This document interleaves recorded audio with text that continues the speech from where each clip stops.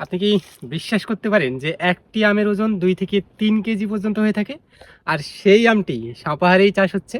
হ্যাঁ, এই অবিশ্বাস্য ঘটনাটা ঘটতেছে সাপাহারে, কারণ সাপাহারে থাইল্যান্ডের বিখ্যাত কিউজাই আম বাণিজ্যিকভাবে চাষ হচ্ছে এবং এই এক একটি আম মার্শাল্লাহ 2 থেকে 3 কেজি ওজন হয়ে থাকে। আপনারা দেখতে পাচ্ছেন যে কালার, অসাধারণ কালার আসতে শুরু করেছে এবং পাকলে এটার যে কালার, আপনি কালার দেখেই আমটিকে খাইতে চাইবেন।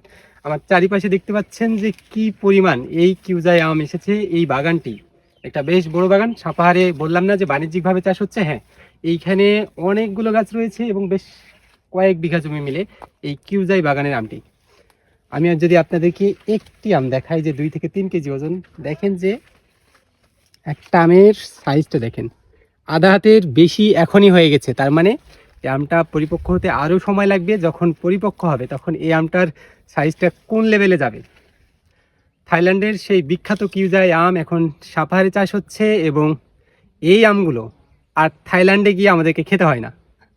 আপনারা অবাক হবেন, থাইল্যান্ডের এত এত আম বাংলাদেশে চাষ হচ্ছে, যেমন ব্ল্যাক স্টোন, তারপরে মিয়াজাকি, তারপরে এই যে কিউজাই, এই জাতীয় বহু আম এখন সাপাহারে চাষ হতে শুরু করেছে। আপনি যদি আপনার এলাকায় এই কিউজাই আম বা থাইল্যান্ডের কোনো আম চাষাবাদ করে থাকেন, আর কিউজাই আমটাই আপনি টেস্ট করেছেন কিনা, যদি টেস্ট করে থাকেন বা আপনার বাসা বাড়িতে থাকে বা আপনার ছাদ বাগানে থাকে, তাহলে জানিয়ে কমেন্ট করতে পারেন। এবং আপনাদের যদি কোনো সুখময় স্মৃতি থাকে এই কিউজাই আমের সাথে, সেটি শেয়ার করতে পারেন। কমেন্ট বক্সে জানিয়ে দিন আপনাদের মতামত। ভালো থাকবেন, সুস্থ থাকবেন। দেখা হবে পরবর্তী অন্য কোনো ভিডিওতে।